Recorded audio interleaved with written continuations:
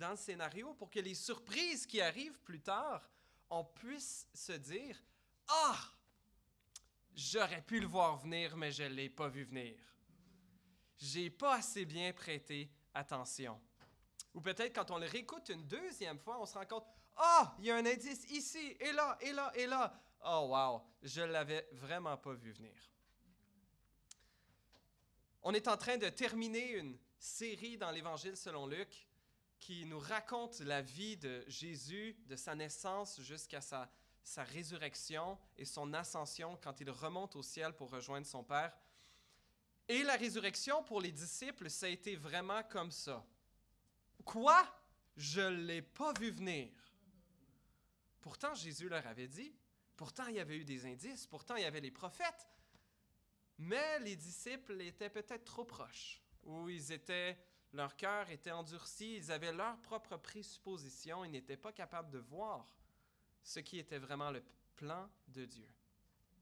Mais alors que Jésus est ressuscité, qu'il a expliqué à ses disciples que c'était le plan depuis le début, ils ont pu comprendre, ah, maintenant tout s'explique. Maintenant je comprends. J'aurais pu le voir venir, mais je ne l'ai pas vu venir. Le texte qu'on va voir aujourd'hui est un des récits qui se passent dans les évangiles, les textes de la Bible, les livres de la Bible qui nous racontent la vie de Jésus. Donc, un des textes qui parle des apparitions que Jésus a eues à différentes personnes. On en note environ 12 apparitions à travers les évangiles, si on ajoute l'apôtre Paul aussi, si on compte celle que l'apôtre Paul mentionne dans 1 Corinthiens 15.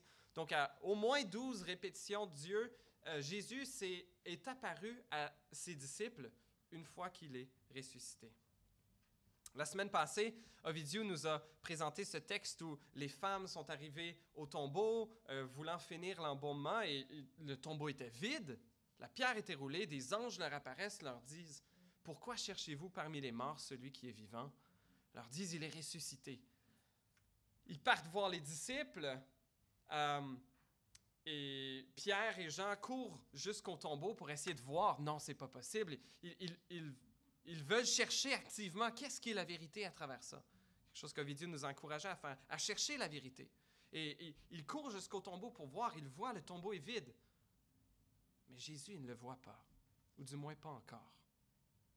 Et les premières personnes à qui Jésus apparaît dans l'Évangile de Luc, c'est 2 disciples, dont un n'est pas nommé, qui marchaient après la fête de la Pâque, des gens qui avaient cru en Jésus, qui étaient ses disciples, et qui sont absolument atterrés, qui sont anéantis. Ils croyaient que Jésus était le Messie, le roi annoncé par les prophètes. Mais là, il a été arrêté par les chefs qui auraient dû le soutenir, crucifié par les autorités romaines. Et ils sont complètement anéantis alors qu'ils retournent à la maison, à la ville d'Emmaüs. Je vous invite à ouvrir votre Bible dans l'Évangile selon Luc au chapitre 24. On est dans l'avant-dernier message de notre série. La semaine prochaine va être le dernier texte, notre dernière prédication dans l'Évangile selon Luc. J'ai divisé le texte en 4 sections. D'abord, la première section, des attentes écrasées. Ensuite, un espoir mitigé. Troisièmement, une révélation épurée. Et quatrièmement, une joyeuse surprise partagée. Je vais lire une section à la fois. On va commencer avec les versets 13 à 21 dans l'Évangile selon Luc, au chapitre 24. Je lis la parole de Dieu. Ce même jour, 2 disciples se rendaient à un village appelé Emmaüs, éloigné de Jérusalem d'une 12aine de kilomètres. Ils discutaient ensemble de tout ce qui s'était passé. Pendant qu'ils parlaient et discutaient, Jésus lui-même s'approcha et fit route avec eux, mais leurs yeux étaient empêchés de le reconnaître. Et Jésus leur dit, « De quoi parlez-vous en marchant pour avoir l'air si triste? » L'un d'eux, un dénommé Cléopas, lui répondit, « Es-tu le seul en séjour à Jérusalem qui ne sache pas ce qui est arrivé ces jours-ci? » « Quoi? » leur dit-il. Ils lui répondirent, « Ce qui est arrivé à Jésus de Nazareth. qui était un prophète puissant en actes et en paroles devant Dieu et devant tout le peuple. Et comment les chefs des prêtres et nos magistrats l'ont fait arrêter pour qu'il soit condamné à mort et l'ont crucifié. Nous espérions que ce serait lui qui délivrerait Israël. Mais avec tout cela, voilà déjà le 3e jour que ces événements se sont produits. On arrête ici pour le moment. Des attentes écrasées. Ces 2 disciples retournent à la maison vers le village d'Emmaüs. On ne sait pas exactement c'est où, mais le texte nous dit que c'était à une 12aine de kilomètres de Jérusalem. Ce ne sont pas que des passants, des observateurs qui ont vu les choses de loin. Non, c'est des gens qui étaient engagés personnellement. Et voilà pourquoi ils sont anéantis. Ils étaient disciples de Jésus. Un est nommé Cléopas, l'autre n'est pas nommé. C'est même pas mentionné si c'était un homme ou une femme, même. Souvent dans des images, on imagine, moi j'ai souvent vu 2 hommes qui marchaient, mais c'est possible que certains disent peut-être que c'était Cléopas et son épouse, peut-être que c'était une autre sœur dans la foi. Mais alors qu'ils marchent, ils sont atterrés. Ils font pas partie des 12 disciples, mais c'est des gens qui font apparemment partie d'un des cercles concentriques autour de Jésus. Pas juste des gens qui faisaient partie de la grande foule, mais des gens qui voyaient vraiment en lui le Messie promis par Dieu. On peut imaginer certaines de leurs espérances, des aspirations, les rêves, les attentes qu'ils avaient. Et maintenant, après cet écroulement total de leurs attentes, dans la crucifixion, la honte publique de leur chef en qui ils avaient mis leur espoir, leur anéantissement, leur chagrin, leur désillusion, leur effondrement. Alors qu'ils sont en train de discuter, un 3e voyageur s'ajoute à eux.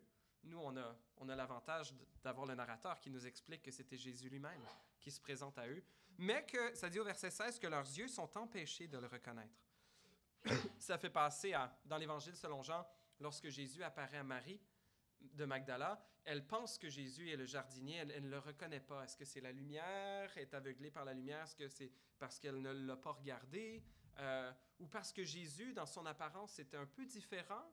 Ou peut-être simplement parce que Dieu ne permettait pas qu'il le reconnaisse? Mais Jésus fait le malin un peu.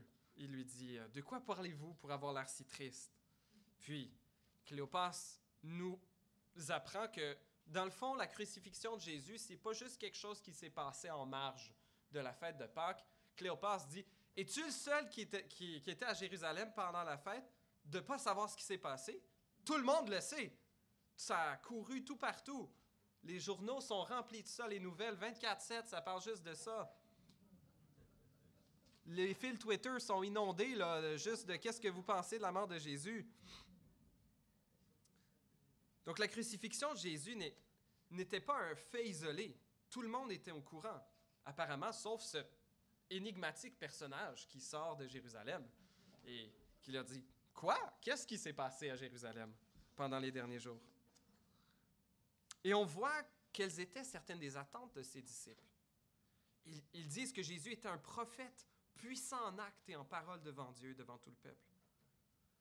Comment les chefs des prêtres, ceux qui auraient dû reconnaître le Messie, en fait, l'ont fait arrêter pour qu'il soit condamné à mort et l'ont crucifié. Il mentionne au verset 21, « Nous espérions que ce serait lui qui délivrerait Israël. » Mais comme beaucoup des Juifs de cette époque, et c'est une des raisons pour lesquelles Jésus ne voulait pas souvent que les gens entendent parler de ses miracles, il disait « En parle à personne, garde ça pour toi. » Mais les gens n'étaient pas capables de s'empêcher d'en parler. Parce que plusieurs Juifs avaient l'attente d'un Messie, d'un roi promis par Dieu, un nouveau roi de la lignée de David, qui serait un Messie militaire et politique, qui délivrerait le peuple d'Israël de l'occupation romaine et leur redonnerait leur autonomie territoriale et finalement le contrôle sur leurs propres affaires. Mais là, le Messie a été crucifié.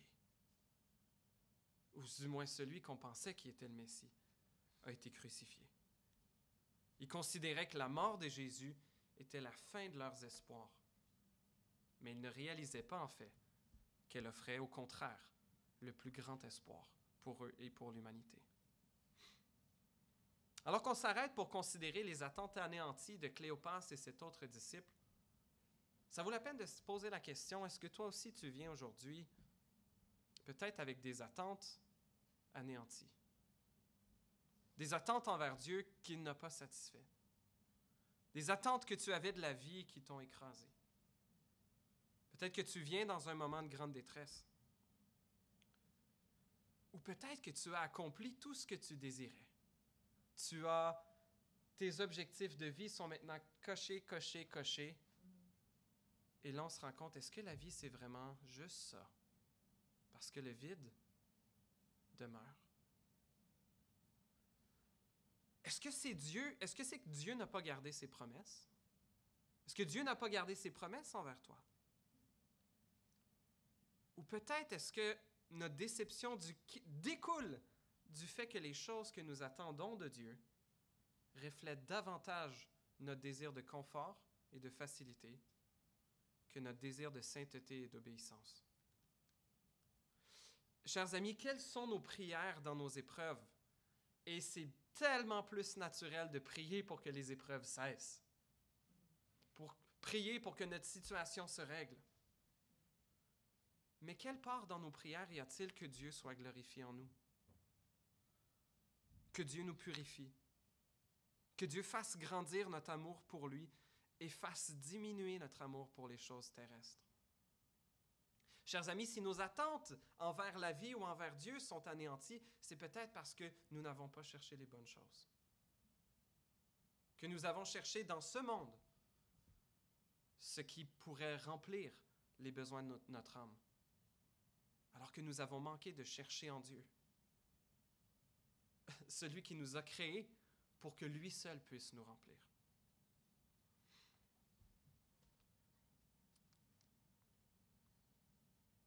Allons à la deuxième section. Un espoir mitigé. On a les deux disciples qui racontent à Jésus ce qui s'est passé dans les derniers jours, et là, il y a un genre d'espoir dont ils font preuve, mais ils ne savent pas trop quoi en penser. Versets 22 à 24. Ils disent, « Il est vrai que quelques femmes de notre groupe nous ont beaucoup étonnés. Elles se sont rendues de grand matin au tombeau et n'ont pas trouvé son corps. Elles sont venues dire que des anges leur sont apparus et leur ont annoncé qu'il est vivant. Quelques-uns des nôtres sont allés au tombeau et ont trouvé les choses comme les femmes l'avaient dit, mais lui, ils ne l'ont pas vu. » Il faisait partie, donc, les deux disciples qui marchent sur le chemin d'Emmaüs, faisaient partie de ces disciples, au verset 9, à qui les femmes se sont rendues au retour du tombeau et qu'ils annoncèrent tout cela aux 11 et à tous les autres. Donc, eux font partie à tous les autres qui étaient là dans la salle ou dans cet endroit avec les 11. Et ils ne savent pas quoi penser de ça. Ils croient pas vraiment le témoignage des femmes. Oui, le corps de Jésus a disparu. Elles disent que des anges leur sont apparus, mais c'est un peu dur à croire. Après tout ce qu'on a vu, on l'a vu, il est vraiment mort. Et peut-être que le doute des disciples peut ressembler au vôtre, ou évidemment à celui de notre monde en général. Peut-être que vous ne savez pas trop quoi penser de cette histoire de résurrection de Jésus, ce discours d'une résurrection à venir, d'un Dieu qui nous aime et nous appelle à tout laisser pour le suivre. C'est un coût un peu élevé pour une pensée peut-être magique, pas très certaine. Cette histoire de résurrection, n'est-ce pas un peu irréaliste, un peu trop beau pour être vrai? Est-ce que c'est seulement pour les gens naïfs et crédules? Eh bien, à travers les âges, des gens parmi les plus intelligents de leur époque, et encore aujourd'hui, ont cru et croient fermement que Jésus est littéralement ressuscité des morts le 3e jour, et qui trouvent en cette résurrection l'espoir pour leur vie et pour la vie à venir. Un doctorant en physique atomique et en mesure de précision de l'université Harvard qui s'appelle Daniel Ang partageait dans un article sur le site web Peaceful Science.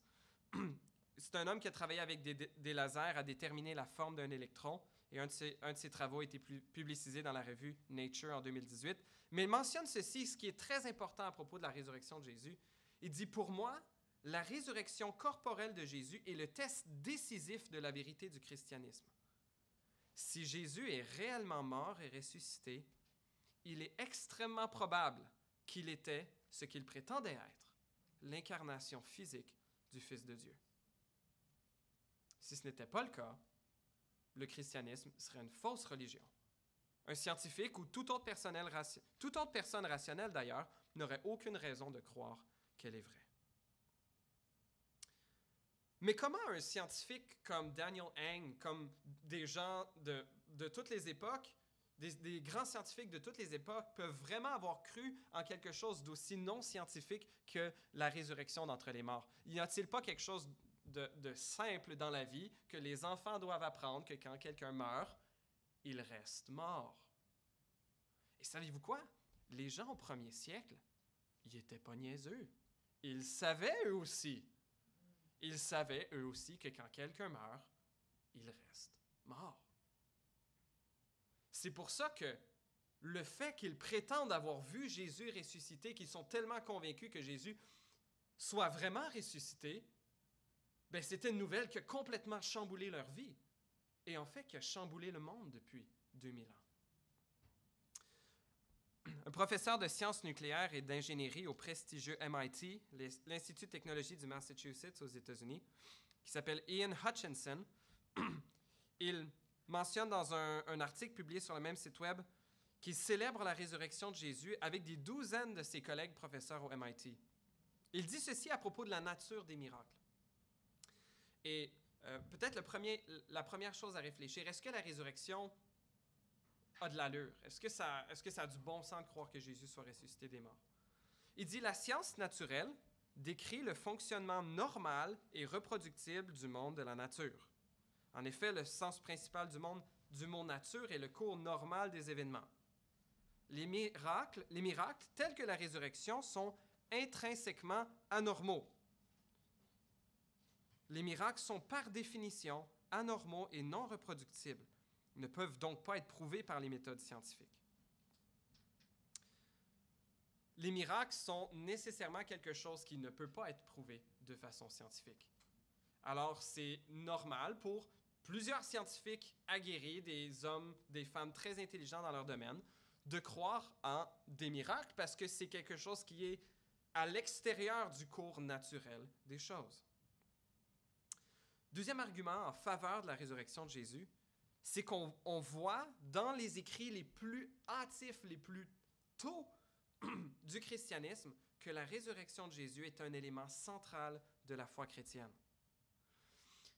C'est évident, et tout le monde est d'accord, que les disciples de Jésus ont été profondément transformés par une expérience quelconque.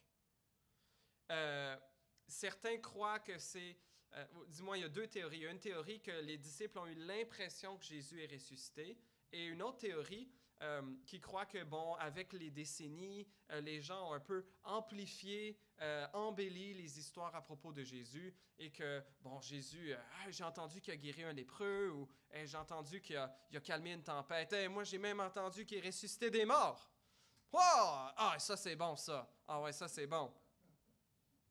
Mais ça ne tient pas la route au niveau historique.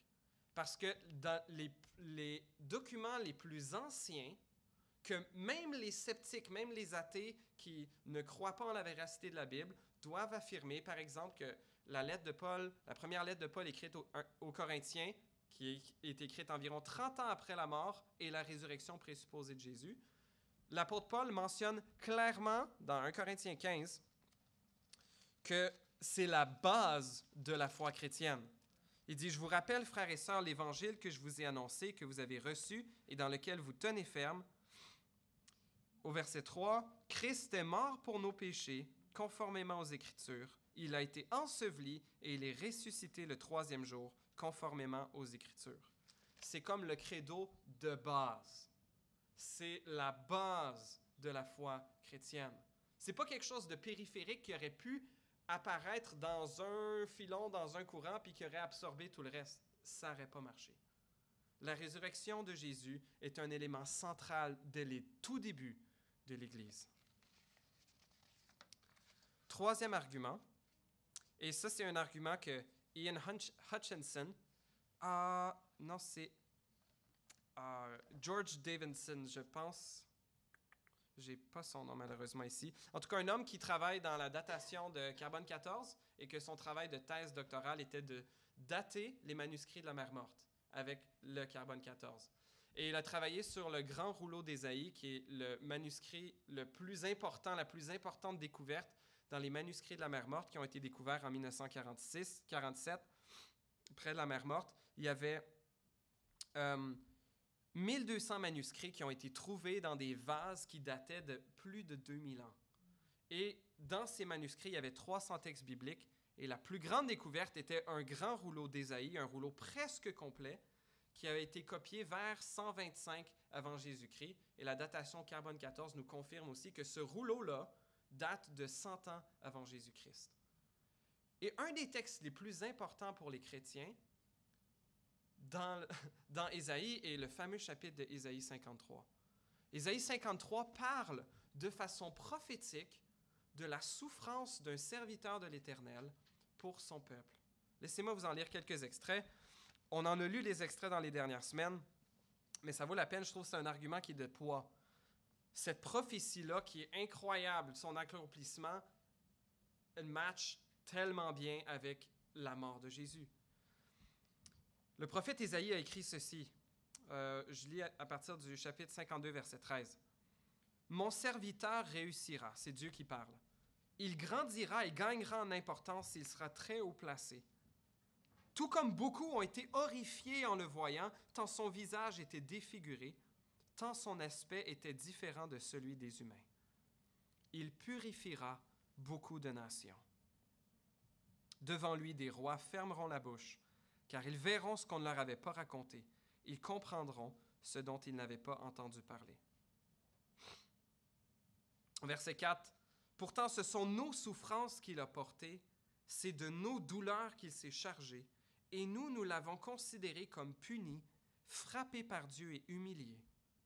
Mais lui, il était blessé à cause de nos transgressions, brisé à cause de nos fautes. La punition qui nous donne la paix est tombée sur lui, et c'est par ses blessures ou ses meurtrissures que nous sommes guéris. Nous étions tous comme des brebis égarées, chacun suivait sa propre voie, et l'Éternel a fait retomber sur lui nos fautes à tous. Il a été maltraité, il s'est humilié et n'a pas ouvert la bouche. » Je saute au verset 9. « On a mis son tombeau parmi les méchants, sa tombe avec le riche, alors qu'il n'avait pas commis de violence et qu'il n'y avait pas eu de tromperie dans sa bouche. L'Éternel a voulu le briser pour la souffrance. Si tu fais de sa vie un sacrifice de culpabilité, il y a un espoir ici. Il verra une descendance et vivra longtemps. » Après le fait qu'il est mis à mort, il a été offert en sacrifice, mais ici, il verra une descendance et vivra longtemps.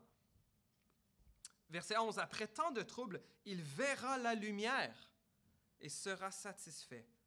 Par sa connaissance, mon serviteur juste procurera la justice à beaucoup d'hommes. C'est lui qui portera leurs fautes. » Les Juifs aujourd'hui ne lisent pas Ésaïe 53 dans la synagogue, car c'est un texte qui porte trop à penser que Jésus aurait été le Messie. Et c'est un des fondements doctrinaux des Juifs que non, Jésus de Nazareth n'était pas le Messie.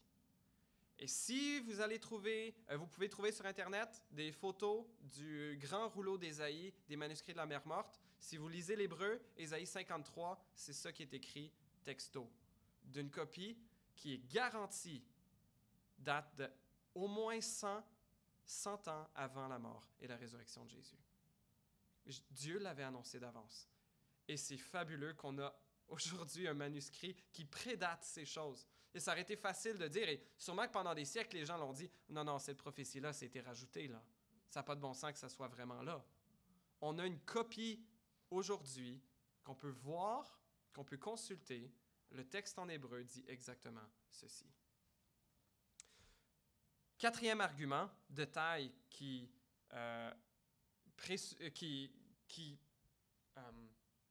nous encourage à croire que la résurrection de Jésus est vraiment plausible, c'est le changement du jour du sabbat du samedi au dimanche, ou pour les chrétiens, pour les Juifs. Le sabbat était un incontournable de l'identité juive. Dieu, dans les 10 commandements qu'il avait donnés à Moïse, c'était un commandement très clair qui distinguait les Juifs de toutes les autres nations. Les prophètes rappellent à Israël comment ils doivent observer le jour du sabbat. Et souvent, ils ne le faisaient pas. Et les Juifs pieux, c'était quelque chose qui était catégorique. Les chefs religieux à l'époque de Jésus lui reprochaient de ne pas observer le sabbat selon leur compréhension, selon leur interprétation.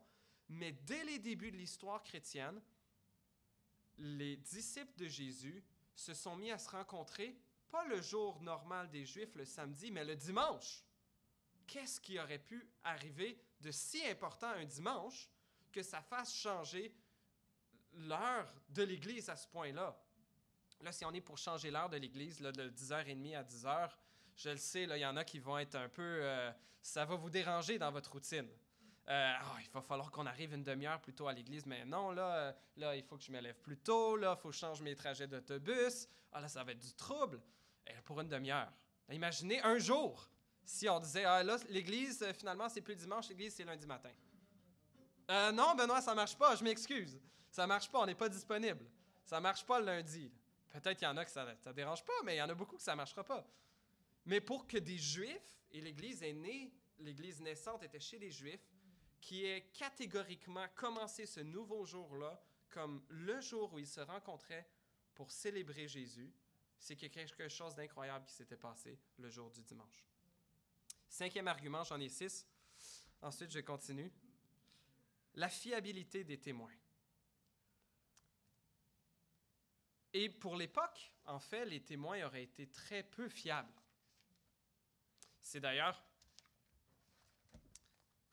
dans ce petit bouquin qu'on a distribué à plusieurs,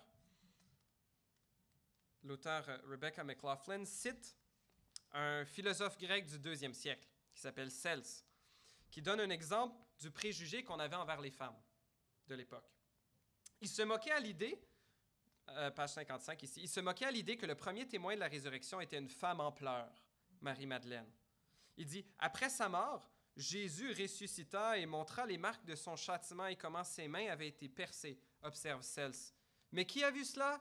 Une femme hystérique, comme vous dites, et peut-être une autre parmi celles qui ont été trompées par la même sorcellerie. » En effet, on voit dans l'évangile de Luc, on le voyait la semaine passée, les apôtres ne croient pas les femmes. À l'époque, le témoignage d'une femme avait moitié moins de valeur qu'un homme devant un tribunal. Si des Juifs de l'époque avaient voulu inventer ou mettre les meilleurs arguments de leur côté pour convaincre les gens que Jésus était vraiment ressuscité, tu n'aurais pas mis des femmes comme premiers témoins. La chose la plus plausible, si c'est vraiment ça que les apôtres ont fait, c'est que c'est vraiment ça qui se soit passé. Que Jésus a démontré à l'humanité pour toutes les époques la valeur des femmes, même si à leur époque, personne ou peu de gens la reconnaissaient. Et même, on voit les disciples qui doutent. Hey, les apôtres de Jésus, s'ils voulaient bien bâtir une religion où eux, ils seraient les patrons, ben, tu te mets dans tes textes sacrés clairement sous ton meilleur jour. Mais on voit partout dans les évangiles, les disciples ne sont pas des grands modèles. Les disciples on rit presque d'eux, de leur incrédulité, du fait qu'ils ne comprennent pas. Si tu voulais baser une religion sur toi, puis que dans tes écrits pour fonder ta religion, ben, tu mettrais des choses qui diraient « Ah, wow, Benoît, quel grand homme, quelle piété. » Pas « Il a renié Jésus 3 fois. » Le fait qu'il y ait toutes ces choses qui viennent un peu discréditer les apôtres, ça porte en fait beaucoup de poids à la crédibilité de la véracité de ces choses. Dernièrement, le martyre des témoins oculaires. Les évangiles ont été rédigés par des personnes qui ont eu une connaissance directe de Jésus et qui ont consigné l'histoire relatée par les témoins directs. Et parmi les 11 apôtres qui ont assisté à l'effroyable exécution de Jésus, beaucoup ont fini par souffrir leur propre martyre pour avoir refusé de renier leur affirmation selon laquelle Jésus était ressuscité des morts. Comme plusieurs l'ont dit, les gens mourront pour quelque chose qu'ils ont été amenés à croire vrai, mais personne ne meurt pour quelque chose qu'il sait très bien être un mensonge. Le fait que les témoins oculaires présumés de la résurrection de Jésus aient été prêts tous à mourir pour cela plaide énormément en faveur de la fiabilité, de la crédibilité de ces témoins. La résurrection de Jésus n'est pas prouvée hors de tout doute, mais ça se tient logiquement. C'est pas juste de la pensée magique. C'est non seulement plausible, c'est encore plus souhaitable. Vu la complexité de notre monde, c'est, je n'ai pas de chiffre mathématique là, mais énormément plus probable qu'il y ait un Dieu créateur, omnipotent et omniscient. Et si ce créateur voulait se révéler à nous? N'est-ce pas logique qu'il l'ait fait? Et comment aurait-il pu le démontrer? Par des miracles? Quoi de plus miraculeux que d'être vraiment mort et de vraiment sortir de la tombe? La foi chrétienne n'est pas simplement basée sur quelques prétentions ici, quelques bons arguments, quelques événements plausibles. La foi chrétienne vient également répondre mieux que quelconque autre système de pensée à nos aspirations humaines les plus profondes. Notre intuition morale, notre conscience qu'il y a un problème avec notre monde, et que si nous sommes honnêtes, nous en faisons partie. Notre désir d'être véritablement connus, et pourtant d'être connus dans toutes nos faiblesses et dans tout le mal que nous portons en nous, et pourtant d'être aimés sans condition. Notre soif de vie et d'amour éternel, notre quête de beauté et de transcendance, notre désir de vie qui a un sens. Et le matérialisme que nous propose un peu le monde général séculier aujourd'hui n'a rien à répondre à aucune de ces aspirations profondes. Aucune vraie raison de vivre. Tout ce que nous cherchons comme beauté et amour, ce ne sont que des molécules qui s'entrechoquent. Tout ça est absolument vain, n'a aucune valeur. Mais Jésus est venu nous prouver, par sa mort et sa résurrection, que notre vie a de la valeur. Qu'il a pourvu un remède parfait à notre péché et à notre honte. Qu'il veut déployer en nous la puissance de vaincre nos penchants vils et pervers les plus tenaces qui nous assaillent. Que notre vie peut s'étendre jusque dans l'éternité. Que nous avons été créés pour contempler Dieu et que nous sommes de nouveau invités à rentrer dans notre véritable raison d'être, comme être humain créé à l'image divine. Et qu'il y a un espoir que la mort, le mal, la douleur, la maladie, la souffrance n'auront pas le dernier mot, mais qu'elles seront subjuguées par une joie et une gloire indescriptibles. Un espoir peut-être mitigé laisse place à un espoir glorieux, à des faits crédibles, plausibles et qui sont le plus grand espoir pour votre vie et pour la terre entière. Troisième section, une révélation épurée, versets 25 à 27. Jésus les a écoutés. Il les a écoutés leur raconter qui ils pensaient que Jésus était, leur incertitude par rapport au témoignage des femmes. Et Jésus va ici leur parler et leur donner probablement le plus grand cours de théologie qui ait jamais été donné. Verset 25. Alors Jésus leur dit, Homme sans intelligence, dont le cœur est lent à croire tout ce qu'ont dit les prophètes. Ne fallait-il pas que le Messie souffre ces choses et qu'il entre dans sa gloire? Puis, en commençant par les écrits de Moïse et continuant par ceux de tous les prophètes, il leur expliqua dans toutes les Écritures ce qui le concernait. J'ai entendu plusieurs de mes professeurs de théologie dire « Ah, que j'aurais aimé être là! Ah, que j'aurais aimé qu'on ait une cassette, un enregistrement ou un CD, un enregistrement MP3, un live stream, une diffusion en direct de cet énoncé incroyable que Jésus a dû donner à ses disciples. » Même si on n'a pas ce discours-là que Jésus a donné, on a le Nouveau Testament. Et le Nouveau Testament est certainement la révélation de ce que les disciples, les apôtres de Jésus ont compris de ce qu'il leur a enseigné dans ces 40 jours après sa résurrection. Et comment eux-mêmes ont fouillé les Écritures, ont fouillé l'Ancien Testament et ont vu « Ah! Ça annonçait Jésus. Ça annonçait Jésus. Ça annonçait Jésus. » Et le Nouveau Testament est rempli de ces rappels de l'Ancien, comment l'Ancien Testament en fait est accompli dans la personne de Jésus. Jésus est le centre de toute la révélation divine. Tous les personnages, tous les événements et toutes les institutions de l'Ancienne Alliance en fait pointaient vers le Messie à venir.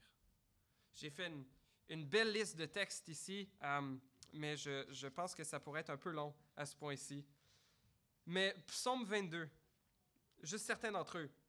Non, je commence. Un texte avec Moïse. Deutéronome 18, 15. « L'Éternel, ton Dieu, fera surgir pour toi et du milieu de toi parmi tes frères un prophète comme moi, dit Moïse. C'est lui que vous devrez écouter. » Dans les Actes des Apôtres, Pierre et Étienne, acte 3, acte 7, disent « Ce prophète promis par Moïse, c'est Jésus. » Psaume 22, versets 17 à 19, une prophétie incroyable de la crucifixion avant même que la crucifixion n'existe. David utilise ce langage de façon métaphorique, mais il s'accomplit de façon littérale en Jésus. Il dit « Oui, des chiens m'environnent, une bande de scélérats rôde autour de moi. Ils ont percé mes mains et mes pieds. Je pourrais compter tous mes os. Eux, ils observent et ils me regardent. Ils se partagent mes vêtements, ils tirent au sort mon habit. » Psaume 110, verset 1, verset 4, qui est le psaume le plus cité dans le Nouveau Testament, où Dieu dit au Seigneur de David, au Messie, « Assieds-toi à ma droite jusqu'à ce que j'ai fait de tes ennemis ton marchepied. » On l'a vu il y a quelques semaines. Et juste quelques versets plus tard, « L'Éternel l'a juré et il ne se rétractera pas. » Il dit donc au Messie, « Tu es un prêtre pour toujours à la manière de Melchisédek. » Et Hébreu déballe ça, qu'est-ce que ça veut dire? Quoi, c'est un roi, c'est un prêtre, il est un sacrifice. Toutes ces institutions de l'Ancien Testament pointaient vers Jésus. Des personnages comme Adam, Joseph, Moïse, Josué, David, Salomon, les prophètes tués parce qu'ils étaient fidèles, pointaient vers Jésus. Les événements, la création qui pointe vers une nouvelle création, la chute qui nous fait attendre un espoir, où dès les premiers chapitres de la Bible, dans Genèse 3,15, Jésus annonce le premier évangile où il dit ceci, « Je mettrai l'hostilité entre toi, le serpent, et la femme, entre ta descendance et sa descendance, celle-ci, la descendance de la femme, t'écrasera la tête, dit-il au serpent, et tu lui blesseras le talon. » Jésus allait venir écraser la tête du serpent, de Satan, par son triomphe sur la mort, sur l'enfer. Des événements comme la création, la chute, l'exode, la conquête, l'exil, le retour d'exil. Les institutions, la prêtrise, les sacrifices, le tabernacle, le temple, la terre promise, la royauté, les prophètes, toutes ces choses pointent vers Jésus. Toutes ces choses trouvent leur accomplissement ultime dans la personne et l'œuvre de Jésus-Christ. Cette révélation que Jésus a donnée aux disciples, peut-être que cette incroyable leçon de théologie biblique, on ne l'a pas, mais on a encore mieux. On a tout le Nouveau Testament. Alors, ce n'est pas grave qu'on n'ait pas un enregistrement de cette rencontre-là. Dernièrement, Une joyeuse surprise partagée. Dernière section, les versets 28 à 35. Lorsqu'ils furent près du village où ils allaient, Jésus, parut vouloir aller plus loin, mais il et 2 autres disciples le retinrent avec insistance en disant « Reste avec nous, car le soir approche. Le jour est déjà sur son déclin. » Alors, Jésus, entra pour rester avec eux. Pendant qu'il était à table avec eux, il prit le pain, et après avoir prononcé la prière de bénédiction, il le rompit et le leur donna. Alors, leurs yeux s'ouvrirent, et ils le reconnurent, mais il disparut de devant eux. Ils se dirent l'un à l'autre, « Notre cœur ne brûlait-il pas en nous lorsqu'il nous parlait en chemin et nous expliquait les Écritures? » Ils se levèrent à ce moment même et se dirent, « Ah, il est un peu trop tard. On ira le dire demain aux autres disciples. » Non, ils se levèrent et à ce moment même, ils retournèrent à Jérusalem, alors qu'il faisait déjà nuit. Ils refont les 12 kilomètres inverses et probablement à la course, cette fois-ci, où ils trouvèrent les 11 et les autres qui étaient rassemblés et qui leur dirent, « Le Seigneur est réellement ressuscité, il est apparu à Simon. » Alors, à qui Jésus est apparu en premier, c'est pas clair. Peut-être à Simon avant d'apparaître aux disciples sur le chemin d'Emmaüs, ou peut-être qu'une fois qu'il a disparu devant eux, il est allé apparaître à Simon, à Pierre. C'est un texte que les évangiles ne nous racontent pas, mais auquel Paul fait également allusion dans 1 Corinthiens 15, verset 5. Jésus est apparu personnellement à Simon-Pierre. Probablement après le reniement que Pierre avait fait de Jésus, Jésus est allé le voir personnellement. Lui montrer qu'il n'en avait pas fini avec lui, qu'il était pardonné. Et que Jésus avait toujours un grand plan pour sa vie, malgré cet échec monumental. Qu'il était toujours aimé, qu'il était pardonné. Et que Jésus le relevait. Ta mission n'est pas terminée. Alors, verset 35, les 2 disciples racontèrent ce qui leur était arrivé en chemin et comment ils l'avaient reconnu au moment où ils rompaient le pain. Jésus fait tomber le masque qu'il avait gardé devant leurs yeux. Il leur est révélé alors qu'il rompt le pain. Est-ce que c'est dans la façon qu'il l'a fait, comme il l'avait fait à plusieurs reprises, quand il avait multiplié le pain, quand il avait fait la table haute, non, la chambre haute, mais je pense qu'il était juste avec les 12 à ce moment-là. Mais ils avaient sûrement mangé souvent avec Jésus dans sa façon de prier. Et normalement, celui qui prie et rompt le pain, c'est l'hôte, c'est le maître de la maison. Mais là, Jésus était l'invité. Mais là, dans ce rôle-là, il a dit, c'est moi l'hôte. C'est moi qui vous invite à ma table. Il remercie le Seigneur, rompt le pain, et là, boum, leurs yeux s'ouvrent. C'est Jésus! Boum, il disparaît. Ah! Il faut qu'on aille le dire aux autres. Puis comment, effectivement, on n'avait pas vu tous les indices dans les prophètes, tous les indices dans l'Ancien Testament, que c'est vrai, le Messie devait souffrir avant d'entrer dans sa gloire. La résurrection de Jésus offre des merveilles inégalées, un espoir inégalé pour notre monde. L'espoir que les ennemis de Dieu seront bientôt écrasés à jamais. Que le mal, le péché, la mort, Satan n'auront pas le dernier mot. Et Dieu opère ainsi à répétition, il transformera même le pire de nos tourments en joie inexprimable. De même que Jésus lui-même a traversé l'horreur de la croix, cette exécution qu'il a été frappé pour nos péchés, de l'autre côté de la croix, il y avait une joie indescriptible. Et chers amis, nos tourments, nos douleurs, nos épreuves, la même chose va se passer si notre espoir est dans cet homme, ce Dieu-homme ressuscité. Cléopas et son ami n'ont même pas le temps de dire aux 12 qu'ils ont eux-mêmes rencontré Jésus, qu'ils apprennent donc que Jésus est apparu à Simon, comme on l'a vu. Mais eux aussi ne pouvaient pas s'empêcher de partager cette incroyable nouvelle.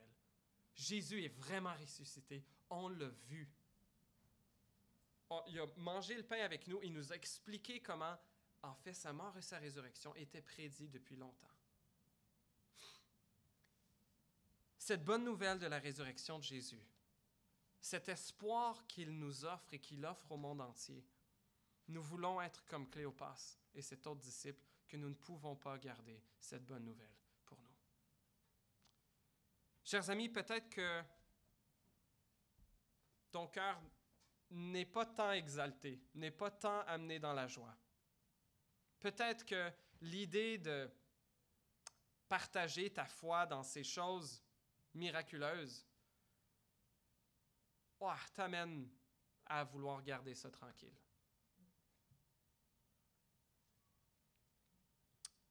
À travers notre série dans l'évangélisation, dans le livre de Frank Ségonet, l'évangélisation durable, un des chapitres était consacré à nos freins à l'évangélisation. Et les 2 premiers qu'il mentionnait, je pense que pour la majorité de nos vies, sont les 2 plus importants. Qu'il s'agit de nos inconséquences, c'est-à-dire nos péchés, et notre manque d'intimité avec Dieu. Chers amis, si nous n'avons pas le goût de partager l'Évangile aux gens qui nous entourent, bien, il y a probablement quelque chose de déficient dans notre relation avec Dieu. Mon père aimait raconter l'histoire d'un collègue de classe au cégep qui était un grand paresseux qui aimait remettre les choses à plus tard. Et je lui ressemble beaucoup. Mais ce collègue de classe partageait, entre autres à mon père, il dit « Ah, des fois, là, est-ce que ça vous arrive? Moi, des fois, ça me démange d'arrêter d'être paresseux, là, de finalement mettre au travail, comme je sais que je suis capable de le faire, de tout rattraper mes lectures et mes travaux. » Et là, mon père, il a demandé « Qu'est-ce que tu fais dans ce temps-là? » Puis il a dit « Ah, je prends une aspirine, puis j'attends que ça passe. »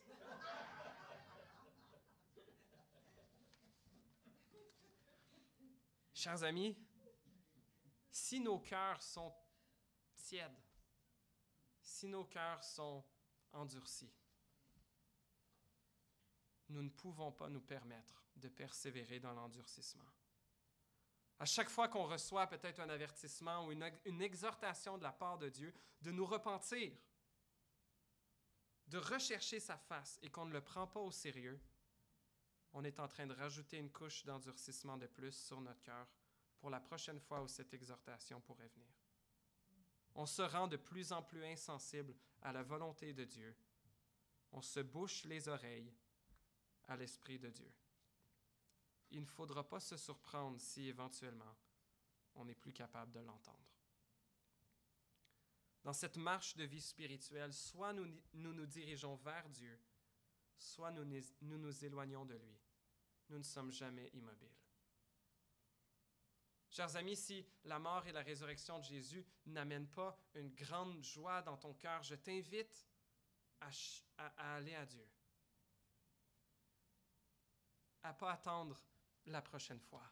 À ne pas prendre une aspirine puis attendre que ça passe. Le Seigneur Jésus est ressuscité pour nous donner une vie bien plus remplie, bien plus joyeuse, bien plus glorieuse que ce que nos cœurs tortueux sont prompts à désirer. Chers amis, la repentance et la foi en Jésus est l'appel de notre vie, que ce soit pour la première fois, que ce soit pour la 100e fois. Mais Jésus a triomphé de la mort. Il l'a démontré, il est apparu à plein de gens. C'était l'accomplissement des prophéties que Dieu avait faites. Et on le voit à travers toute la Bible, comment Jésus est le centre de la révélation de Dieu. Dieu nous réserve la joie la plus indescriptible pour ceux qui vivront pleinement pour lui dès aujourd'hui. C'est peut-être une joie qui variera à travers les épreuves de cette vie terrestre, mais une joie qui sera garantie, parfaite, au jour du retour du Sauveur ressuscité. Prions. Seigneur notre Dieu, grâce te soit rendue. Merci Seigneur notre Dieu d'avoir pourvu au pardon complet de nos péchés par la mort de Jésus à la croix. Merci pour son triomphe sur la mort, dans lequel, comme Ruth Benz nous le lisait tantôt, 1 Thessaloniciens 4, 13-14, nous aussi, on a cette espérance de ressusciter un jour pour être avec toi. Seigneur, tu sais comment nos cœurs sont prompts à s'endurcir, à devenir indifférents à cette bonne nouvelle. Viens percer nos cœurs durs, ô notre Dieu. Viens nous toucher au cœur. Viens nous redonner ce premier amour ou nous donner ce premier amour pour toi. Merci Seigneur pour ce triomphe garanti, pour cette espérance vivante qui nous est réservée dans les cieux à nous qui plaçons notre foi en Jésus et le suivons de tout notre cœur. Un héritage qui ne peut ni se souiller, ni se flétrir, ni se corrompre. Aide-nous, Dieu, à aspirer à ton royaume plus que tout. Que nos petits royaumes terrestres, Seigneur, pâlissent en comparaison du tien. Fais cette œuvre dans notre vie, dans notre Église, à travers le Québec, à travers la terre entière. Nous te le demandons. Dans le glorieux nom de Jésus-Christ, celui qui règne à jamais. Amen.